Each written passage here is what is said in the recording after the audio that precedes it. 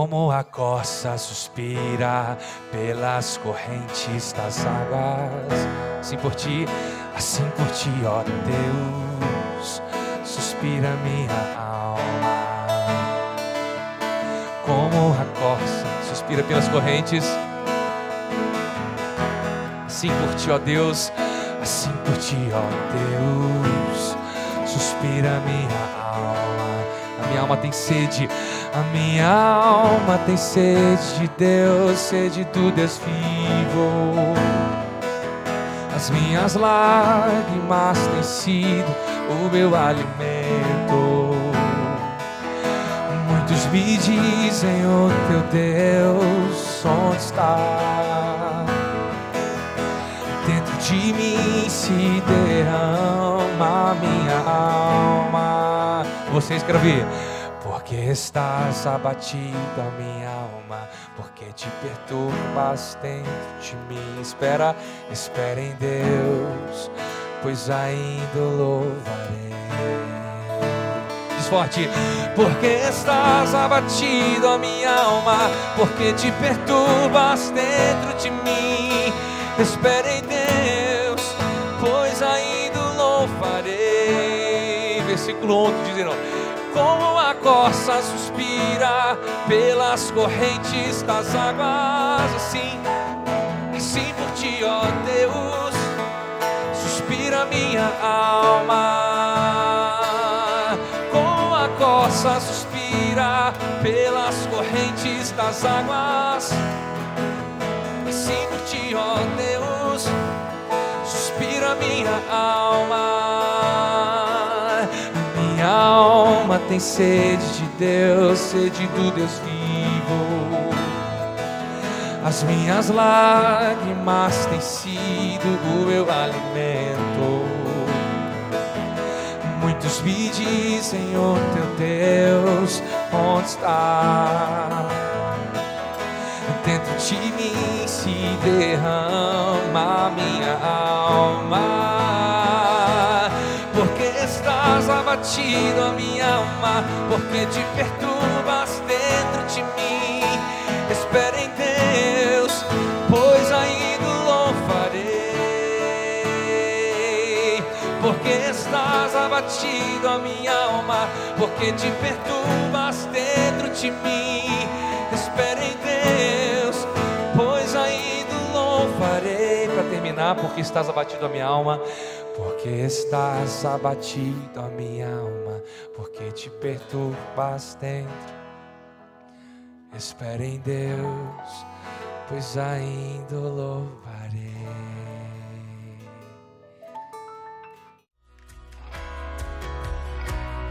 Adorar também é se relacionar com Deus. E neste momento especial, a nossa casa pode ser a melhor igreja à disposição do Senhor. Se podemos cantar, orar e estudar a palavra de Deus, também podemos dedicar a nossa fidelidade a Ele através de nossos recursos. Por isso, para você que já é doador e está se perguntando como fazer isso remotamente, eu quero te lembrar do aplicativo 7Me. Este app é super intuitivo, descomplicado e amigável. Por isso você pode continuar apoiando a sua igreja com total segurança dos seus dados.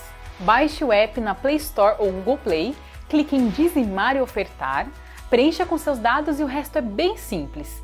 E então, é só continuar com seu projeto pessoal de fidelidade com Deus. Feliz sábado, meu irmão e minha irmã, que estão aqui no canal do YouTube da Igreja do Riacho Grande. Saiba que isso não é só um canal, qualquer canal no YouTube, é um local onde nós pretendemos, sempre intencionamos trazer a palavra de Deus para a sua vida, trazer para a sua vida a presença do nosso Criador. Por isso, nesse momento, eu convido você a fechar os seus olhos e orar comigo, pedindo a Deus para que Ele dê significado a essa mensagem que vai ser pregada agora. Para que o Espírito Santo de Deus não esteja só comigo, mas com você também, fazendo com que essas mensagens, essas lições, os textos mexam com a gente de forma que tragam positividade, mudanças positivas em nossa vida, para a honra e glória de Deus, mas também para a sua felicidade. Então, feche seus olhos e ore comigo. Grandioso Deus, nós te pedimos nada mais do que a sua presença. Nós te pedimos, Senhor, a tua palavra. Nós pedimos a transformação que o Senhor pode dar para cada um de nós. Por favor, Senhor, faça com que esse momento seja especial para cada um que está conectado nessa igreja virtual nesse momento. Em nome de Jesus oramos. Amém. Ótimo, pessoal. Hoje nós vamos tratar sobre um tema muito importante e na cabeça de algumas pessoas muito difícil. O título do sermão dessa manhã é o seguinte: o que não te contaram sobre Ellen White? Exatamente. O que não te contaram sobre Ellen White? Hoje eu vou tentar aqui mostrar de forma bem simples alguns elementos que geralmente são esquecidos quando lembramos da profetisa da Igreja Adventista do Sétimo Dia, Ellen White. E quando a gente lembra de profetisa, lembra de profeta, a gente tem que entender que a relação do ser humano com o profeta, geralmente em seu tempo, é problemática. Por exemplo, no livro de Mateus, capítulo 23, verso 29 e 30, nós lemos assim: ai de vocês, mestre da lei e fariseus, hipócritas! Vocês edificam os túmulos dos profetas e adornam os monumentos dos justos e dizem: se tivéssemos vivido no tempo dos nossos antepassados, não teríamos tomado parte com eles no derramamento do sangue dos profetas. Olha aqui que Jesus está dizendo. Vocês aí, hipócritas, vocês vão, adornam, colocam enfeites nos túmulos dos seus profetas. Vocês vão e ficam valorizando demais profetas que já morreram. E vocês dizem que se estivessem vivendo naqueles tempos, vocês não fariam as mesmas coisas, não matariam aqueles profetas. E então Jesus continua no verso 34 e diz assim: por isso eu lhes estou enviando profetas, sábios e mestres. A uns vocês matarão e crucificarão, a outros açoitarão nas sinagogas de vocês e perseguirão de cidade em cidade. Jesus está falando mais ou menos o seguinte: olha, vocês dizem aí que se vocês estivessem vivendo no tempo de Isaías, vocês não teriam matado Isaías, né? Vocês estão dizendo aí que se estivessem vivendo no tempo de Jeremias, vocês teriam dado ouvido a Jeremias. Mas então eu vou mandar para vocês profetas, para ver se isso é só conversinha de vocês ou realmente vocês estão querendo dar ouvidos a um profeta de Deus. E Jesus diz assim: olha, eu vou mandar para vocês, sabe o que vai acontecer? Vocês vão matar eles. Jesus sabia que o grande problema dessa história do espírito de profecia é que o ser humano valoriza muito o profeta do passado, mas valoriza muito pouco o profeta do presente. Por que será? Por que será que somos tão contra os profetas que vivem no nosso tempo, mas somos tietes, somos fãs daqueles profetas do passado? É claro, é óbvio, é elementar a resposta.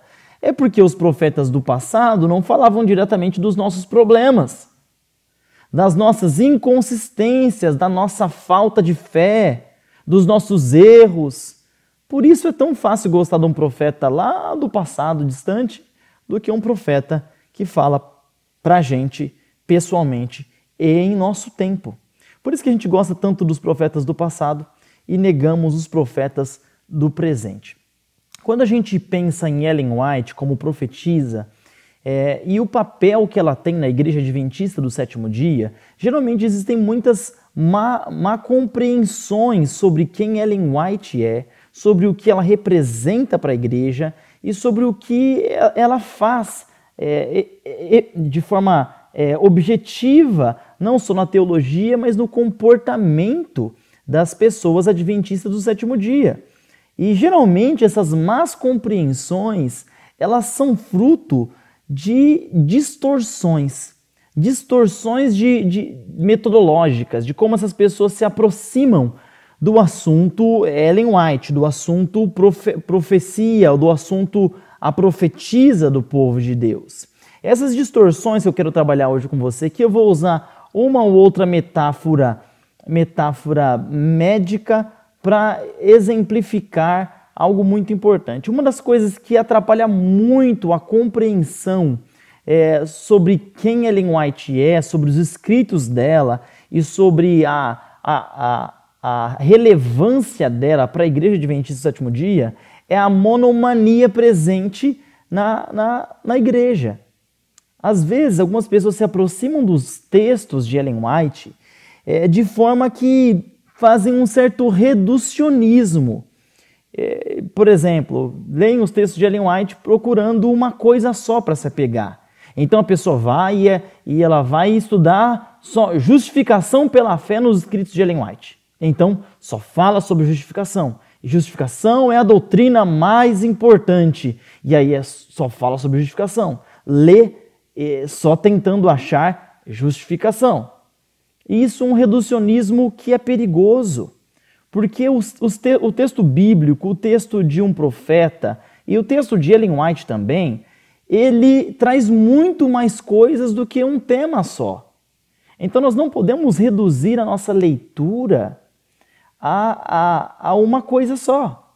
Existem outros detalhes. Por isso que eu também dou ênfase ao hiperfoco que às vezes a gente tem quando vai ler os textos de Ellen White. Nós temos um hiperfoco que é exatamente isso, é um foco exagerado em um ponto específico. E qual é o problema desse hiperfoco, né? Digamos que eu vou ler os textos de Ellen White, e então eu quero ali encontrar argumentos, ou então ideias, ou sugestões para viver uma vida saudável. Legal. Então eu vou ler ali para esse objetivo, né? Então vou ter esse foco. E quando eu só leio e foco só naquele tema que aquele autor ele aborda, a tendência é que eu faça assim na gangorra, ó, que eu levante um lado e abaixe muito o outro, entendendo que não existe só um tema importante naqueles escritos, mas é muito comum a gente fazer isso. É comum um especialista em uma área enxergar tudo através das lentes daquela área dele. Eu não estou dizendo que você não deva se especializar ou desenvolver um gosto específico por um tema específico abordado por Ellen White. Eu só estou dizendo que quando você vai interpretar ela, você precisa ter uma visão de todo, uma visão holística, integral, e não somente daquele tema, daquele lado da gangorra que você decidiu abaixar ou levantar. Outro problema de interpretação dos textos de Ellen White é o conceito de primitivismo e modernismo entrando em conflito sempre. Os leitores, as pessoas que se aproximam do texto de Ellen White, geralmente eles trazem suas tendências, os seus gostos, né? E existem pessoas com tendências primitivistas. O que isso quer dizer? Que a pessoa prefere aquilo que é antigo. Se é antigo, é bom. Antigamente se fazia muita coisa boa, se fazia homem bom, se fazia mulher boa, tinha família boa, família decente, sociedade decente, presidente bom, deputado bom, e tudo era muito bom antigamente. Agora, hoje em dia, é tudo meio Nutella, tudo meio fraco, né? Já aquela pessoa que tem ênfase modernista diz, tudo que é antigo é muito ruim. Esse negócio velho aí, ninguém mais aguenta essa coisa velha, igreja velha, pregação velha, música velha, mulher velha, homem velho, roupa velha, estilo velho. O negócio é o moderno, o negócio é o que está acontecendo agora, isso que é bom, esquece o que é velho. Então essas duas mentalidades, o primitivismo e o modernismo, eles são expressos na leitura do texto de Ellen White.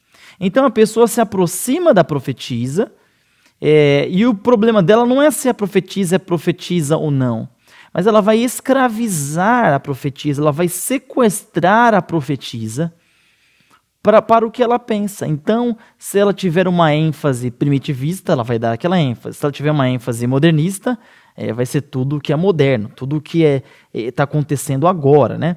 Mas é interessante pensar que, por exemplo, Ellen White se converteu em 1840. Em 1844 que ela realmente foi receber seu chamado profético, foi ali se entender e começar a atuar como profetisa. Nesse período, Ellen White, ela ainda guardava o domingo, sabia? E não só guardava o domingo. Ellen White comia carne de porco. Pastor, que absurdo! Por que absurdo? As pessoas passam por desenvolvimento, inclusive profetas. Os profetas também crescem, os profetas também aprendem, os profetas se desenvolvem e esse desenvolvimento é normal. Então, quando nós olhamos para a nossa profetisa, para a profetisa da Igreja Adventista do Sétimo Dia, não coloque, por favor, Ellen White nunca como um santo, como um intercessor ou alguém que seja além do que um profeta. Não é assim que a Igreja Adventista enxerga o ministério profético de Ellen White. Ela não é uma santa. Tá? A igreja não vive baseada nos escritos dela, a igreja vive baseada nos escritos bíblicos.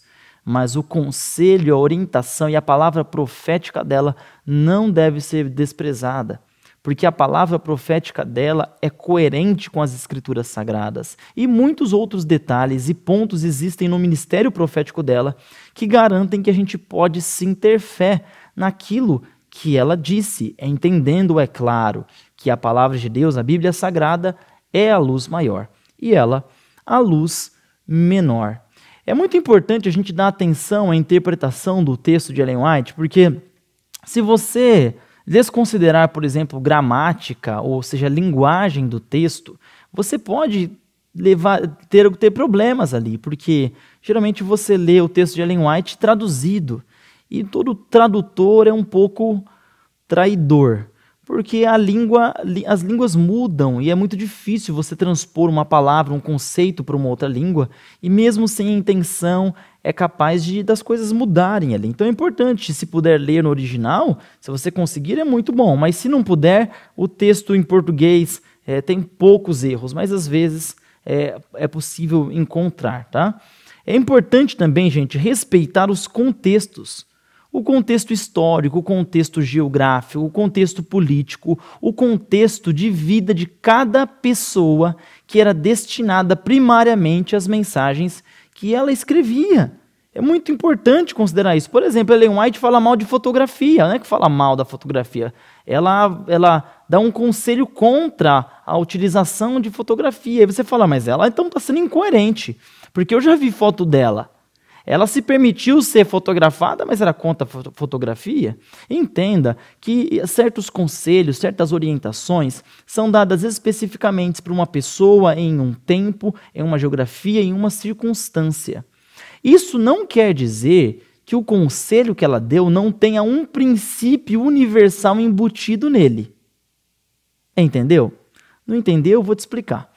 É claro que, se você entender o contexto histórico, vai entender que uma fotografia na época era algo muito caro.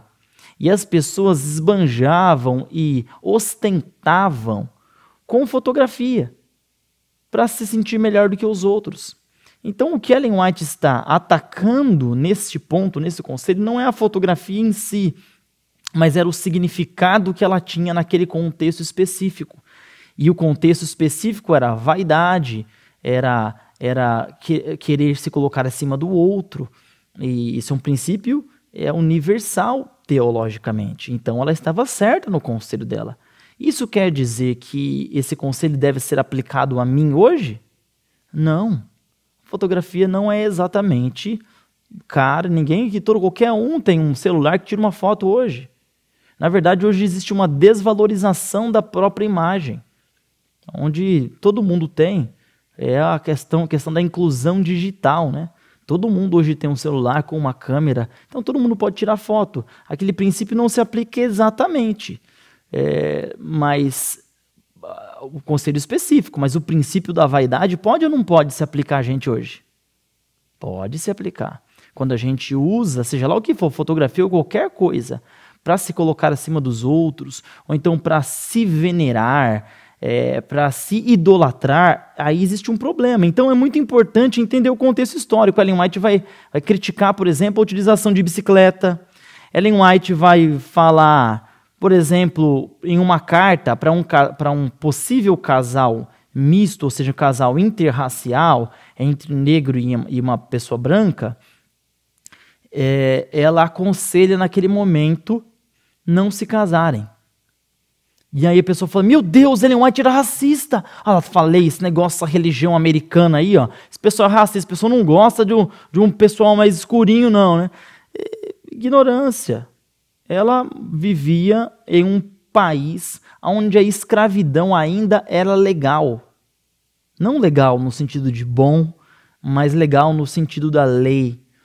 E Ellen White, ela estava dando um conselho específico para que não houvesse violência, para que não houvesse morte naquele contexto específico, para que se evitasse aquela relação. Mas como que eu sei que Ellen White não era racista? É só você olhar o conjunto da obra que você vai ver que ela não era racista. Porque essa mesma mulher dava conselhos para pessoas adventistas do sétimo dia esconder nas suas casas escravos fugitivos, mesmo sendo isso ilegal. Mesmo uma pessoa que fizesse isso correndo o risco de ser preso. Ela aconselha isso. E se você olha para a história dela e a ação vocal dela diante dos negros americanos no período, ela diz claramente que a nação americana tem uma dívida gigantesca com aqueles que são negros. Ela diz que os Estados Unidos tem uma dívida gigantesca. E o filho dela trabalhou entre os negros lá no rio Mississippi, evangelizando ele. Ela deixava bem claro, numa época onde as pessoas falavam que os negros não tinham alma, aí ela falava, não, eles são como a gente, eles são dignos do céu do mesmo jeito, por isso a gente tem que evangelizar eles também. O conjunto da obra. Tem que ler o conjunto da obra e não isolar um texto específico e atribuir a ele um significado que faz sentido para o meu argumento. Quando a gente lê um texto de Ellen White, a gente precisa entender que ela está dizendo o que ela está dizendo, mas aquilo que ela está dizendo precisa ser lido à luz do conjunto da obra e não somente através daquela frase que possivelmente é forte e por isso que você usa para fazer mais violência, porque ela é forte. Ellen White também falou, por exemplo, das escolas. Ela falou assim, jamais deveríamos construir escolas em lugares que não fossem afastados, que não fossem rurais, porque ela tinha a visão que quanto mais distante da promiscuidade e do caos das grandes cidades, seria melhor ali para então educar uma criança. E ela estava certa, não estava certa? Não é melhor educar uma criança num lugar de ar puro do que um lugar com ar sujo? Concorda comigo? Você não precisa nem ler a Bíblia, não precisa ser um médico para saber disso, é óbvio isso. Ela está certa. Só que, alguns anos para frente, uns 20 anos para frente, ela escreveu isso lá em 1890, uns 20 anos para frente, Ellen White escreve de novo sobre isso e diz assim, olha, o ideal era que a gente construísse escolas nas áreas rurais, mas existem crianças nas grandes cidades que não podem ir para a área rural e que os pais não podem bancar essas crianças lá. Por isso a gente tem que construir essas escolas lá nas cidades para que elas tenham acesso à educação adventista lá nas grandes cidades. Olha que lindo, que equilíbrio. Alguém vai falar, não, ela está se contradizendo. Olha lá, está se contradizendo. Não. Ela está desenvolvendo um pensamento. Ela tinha um ideal na cabeça, mas quando ela se deparava com a realidade do homem, ela adaptava aquilo para atender aquelas pessoas. É óbvio que não era ideal. No período de Ellen White, Nova York, por exemplo, os lixos ficavam nas ruas de Nova York. Era lama para todo lado, um monte de porco na rua, milhares de cavalos na rua. E Ellen White vivia num período onde a sociedade americana era nada desenvolvida. Então não tinha nem encanamento. Não havia encanamento nos Estados Unidos da América, não havia plumbing, não tinha ventilação, as pessoas raramente tomavam banhos, as frutas e vegetais eram descreditadas pelos médicos. Os médicos falavam assim, olha, não dê frutas e vegetais para o seu filho, porque senão ele vai morrer de cólera. Havia cólera, havia tuberculose, havia muitas outras coisas ruins, e naquela época vegetal não era pop. Não era pop. Não havia refrigeração, a expectativa de vida era de 39 anos de idade. De cada 10 crianças que nasciam, só 5 chegavam à idade adulta. Tanto que Ellen White mesmo perdeu duas filhos que não chegaram a ser adultos. Um morreu com um bebê e o outro morreu na adolescência. Porque essa era a realidade daquele mundo. Então vem uma mulher que começa a falar sobre estilo de vida saudável. Pessoal, vamos comer direito, olha. É melhor comer o vegetal, limpa direitinho, abre a janela. Quando ela fala para abrir as janelas precisam ser amplas, é porque a tuberculose estava matando todo mundo. E ela estava certa, é assim que tem que ser mesmo. Ela fala sobre os remédios naturais, e ela está olhando para uma sociedade doente, e a revelação divina que ela tem é simplesmente fantástica, é de reconstrução social, é de dar uma condição de vida melhor para as pessoas. Tão fantástica a revelação que até hoje conceitos que ela escreveu são comprovados diariamente e anualmente pela ciência.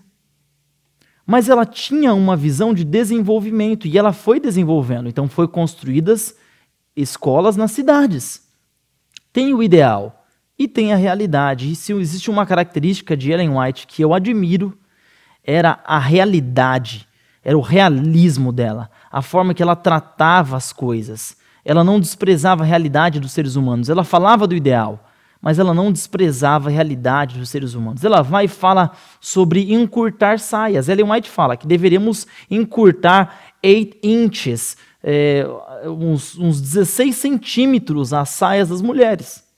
Eu pergunto para você acha que a gente deveria encurtar as saias das nossas mulheres em 16 centímetros? O que você acha? Se formos encurtar a saia das mulheres hoje em 16 centímetros, vai virar um cinto, né? Ou então não vai ter saia.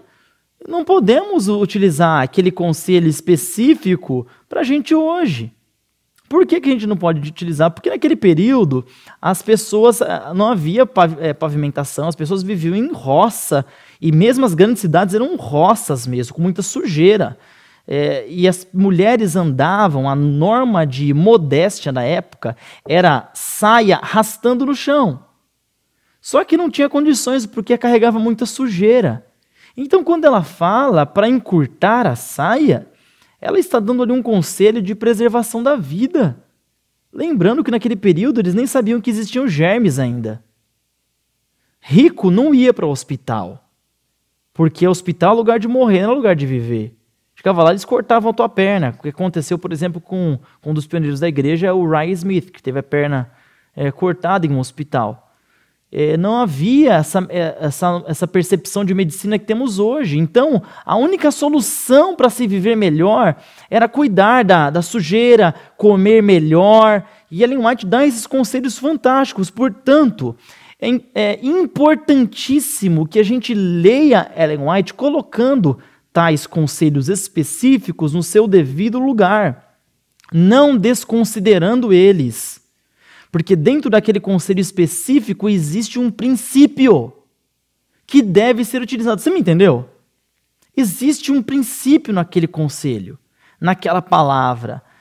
Outra coisa que nós não podemos fazer é criar uma seletividade de textos. Tem gente que ama um texto forte, pega um texto do ideal, a gente vai falar do ideal, um texto que ela está falando do ideal, e nunca, não, jamais, e levanta a voz assim e tal.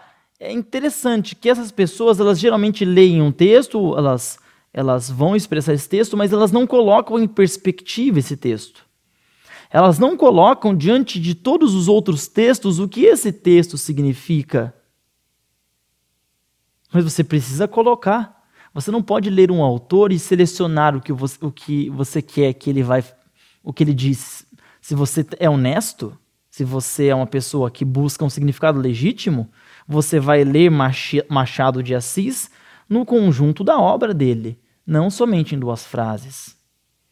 Você vai ler a Ilíada de Homero, a obra toda, e não vai ler simplesmente as páginas finais.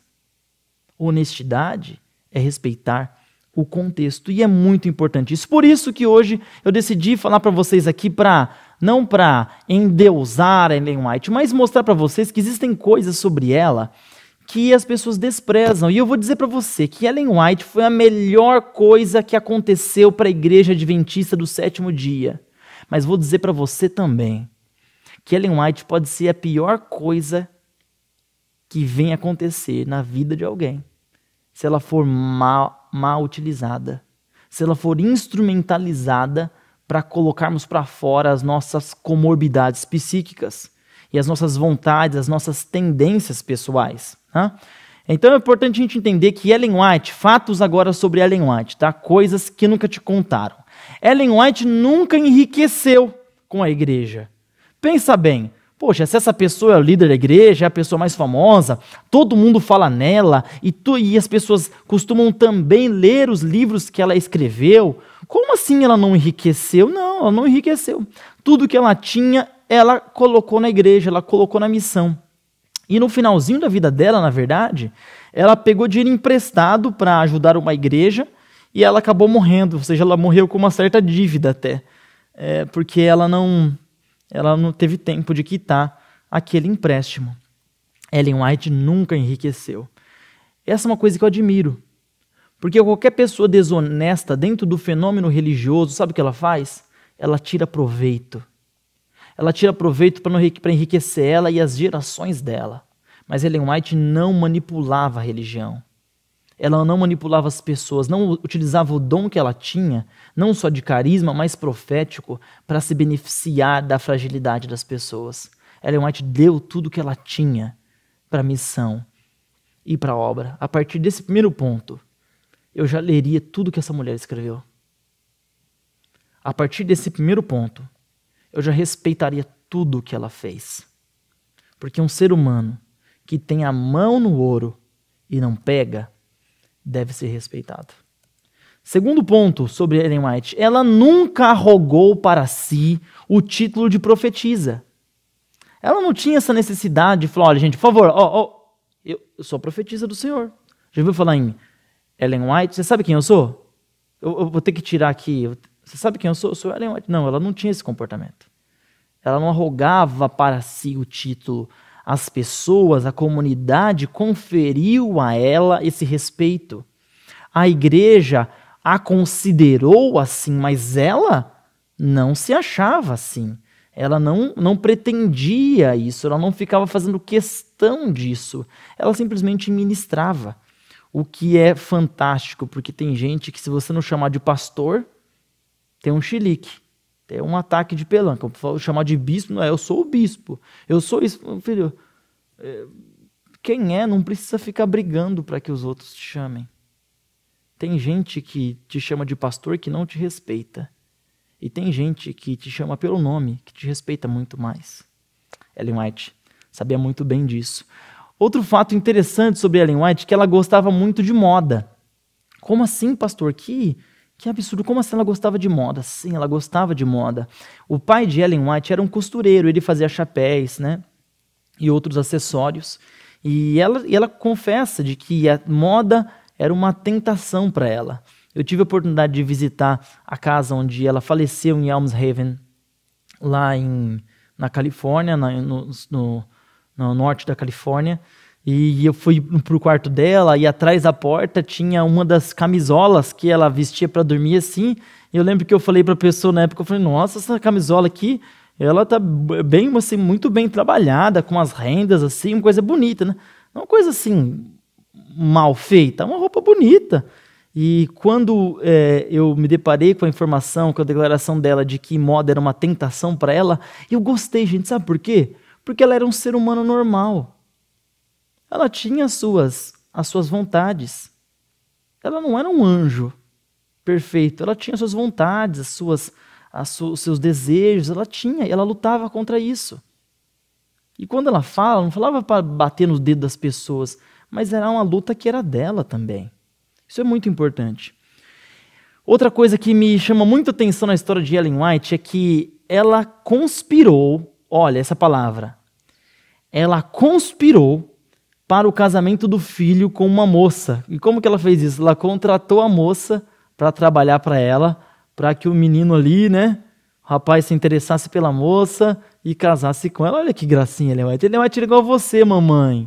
Era igual a você, titia, que tá querendo arrumar aí um namorado pro Joãozinho, pro Lucas, né? Uma esposa pro Sullivan ali, aí você tem que dar um jeitinho. Uma moça boa ali, chama pra igreja, senta do lado, almoça. Ellen White era assim também. Ela era um ser humano que queria ver coisa bonita acontecendo. E por isso eu respeito muito o que ela escreveu. Outro ponto muito interessante, importante de Ellen White, é que ela era credenciada, ela era uma ministra com credencial e ordenação. Ela poderia fazer batismos, ela era como se fosse um pastor normal mesmo, o que demonstra como os pioneiros tinham uma visão muito menos, talvez, machistas do que a sociedade moderna. E eu não digo a Igreja de 27º Dia, isso é um problema da sociedade que se reflete também no nosso meio. Nós precisamos entender que as mulheres, elas são capazes, elas têm direitos, como os homens também têm, né? E Ellen White, ela mesma tinha credencial de ministra e ela era ordenada. Outro ponto importantíssimo sobre Ellen White é que ela nunca tinha a palavra final nas decisões da igreja e ela também não desejava ter isso. Sim, às vezes a igreja considerava a palavra dela, mas não era sempre assim. E mesmo que ela participasse de algo e fosse dar uma opinião, ela não esperava que a igreja acatasse a opinião dela no matter what. Tipo, ela falou, água parou. Não era assim que ela se comportava. Ela se comportava em postura de cooperação com a missão, de cooperação com os líderes, e não de imposição, como se ela tivesse todo o poder e autoridade.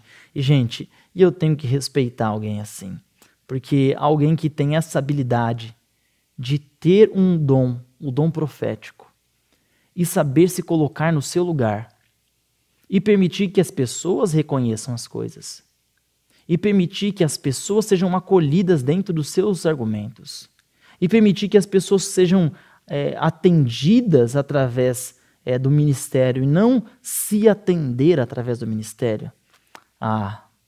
Eu tenho que respeitar essa mulher. Hoje eu usei algumas referências bibliográficas aqui, usei a Bíblia, usei The Prophet and the Presidents, do Gilbert Valentine, Reading Ellen White, de George Knight, e o site também do White State. E enquanto eu falava todas essas coisas aqui para você, e eu pensava, nós seríamos tão mais abençoados se dessemos ouvidos à profetisa que fala a cada um de nós. Ellen White, a profetisa sim da Igreja Adventista do Sétimo Dia. Essa é uma mulher que nós consideramos os escritos proféticos, abençoados por Deus. Não a Bíblia, mas também não desconsideráveis, não rejeitáveis. Sim, orientação para a igreja e orientação para cada indivíduo que entrar em contato com essa escritura, com esse texto, com esses escritos. E o que mais me impressiona na leitura de Ellen White era a habilidade que ela tinha de conduzir o ser humano a uma vida melhor, a uma vida que Deus achasse mais digna. Um dos textos dela, ela menciona que todas as meninas dos nossos internatos deveriam aprender a selar e a andar de cavalo. Você imagina? Se a gente fosse agora colocar cavalos em todas as nossas instituições, tem que ter cavalo, porque Ellen White falou que tem que ter cavalo, põe cavalo. E quem vai cuidar dos cavalos são as meninas. Todo mundo selando, todo mundo cuidando do cavalo, todas as meninas andando de cavalo. A gente tinha que ser campeão olímpico, né, de equitação. A verdade é que Ellen White tratava de um contexto específico de mobilidade na época, onde as pessoas usavam cavalo para se locomover. E ela fala assim, meninas, vocês precisam ter autonomia. Vocês precisam conseguir se locomover. Então aprenda a andar de cavalo, aprenda a cuidar e andar de cavalo. O conselho era específico para as meninas daquela época. Mas o princípio que é aplicado nesse conselho, ele está para a gente até hoje. Tenham autonomia para se locomover, para ir e vir. É assim que devemos ler esses textos específicos de Ellen White. De todos os outros, podemos ler como se fosse diretamente para a gente mesmo. E a gente vai aplicando, vai crescendo, não aceitando só o que a gente gosta, mas aceitando também aquilo que a gente não gosta, aquilo que é contraditório, aquilo que vai contra o que eu pratico. Porque é para isso que existe a leitura, para nos contrariar. Se eu vou concordar com tudo que está ali, ou então se eu só vou ler algo que concorda com o que eu penso, para que eu vou ler? Se eu tenho todo o conhecimento, se eu sei já tudo que é de bom para mim, por que eu vou ler? Permita que os escritos de Ellen White contradigam você. Permita ser desafiado a melhorar. E eu tenho certeza que Deus tem uma bênção especial para você que é leitor dos escritos de Ellen White e para você que a partir de hoje se tornará um bom leitor de Ellen White. Que Deus abençoe você. Que você não despreze os profetas do passado e também não despreze os profetas do presente. Permita que a palavra de Deus te alcance e que com humildade você consiga ouvir as vozes que não exatamente são canônicas, mas que também refletem a vontade de Deus aqui nessa terra. Que Deus abençoe você e a sua família. Bondoso Deus, pedimos a bênção da Tua presença em nossa vida, de forma que venhamos abrir o nosso coração para as mensagens do nosso tempo que o Senhor tem. Mensagens específicas para nós, para a Igreja Adventista do Sétimo Dia, para o povo de Deus. Que possamos ter a humildade de permitir ser contrariado, de permitir que coisas que não exatamente concordamos, porque não gostamos, que façam parte da nossa vida, para que a gente possa crescer, para que a gente possa melhorar. E que possamos sim ler com cuidado interpretativo, sim, mas nunca esquecer dos princípios contidos mesmo em conselhos específicos para as pessoas. É em nome de Jesus Cristo que nós oramos. Amém.